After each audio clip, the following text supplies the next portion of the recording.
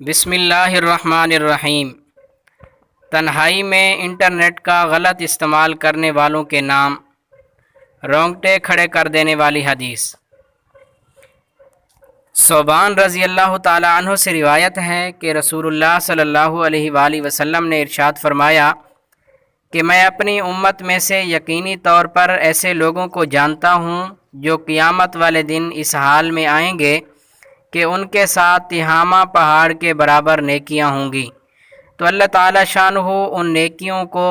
ہوا میں منتشر ہو جانے والا غبار بنا کر غارت کر دے گا۔ تو ثوبان رضی اللہ تعالی عنہ نے عرض کیا، اے اللہ کے رسول صلی اللہ علیہ وآلہ وسلم، ہمیں ان لوگوں کی نشانیاں بتائیے، ہمارے لیے ان لوگوں کا حال بیان فرمائیے، تاکہ ایسا نہ ہو کہ ہم انہیں جان نہ سکیں اور ان کے ساتھ ہو جائیں۔ تو رسول اللہ صلی اللہ علیہ وآلہ وسلم نے ارشاد فرمایا، وہ لوگ تم لوگوں کے دینی بھائی ہوں گے اور تم لوگوں کی جلد یعنی ظاہری پہچان اسلام میں سے ہوں گے،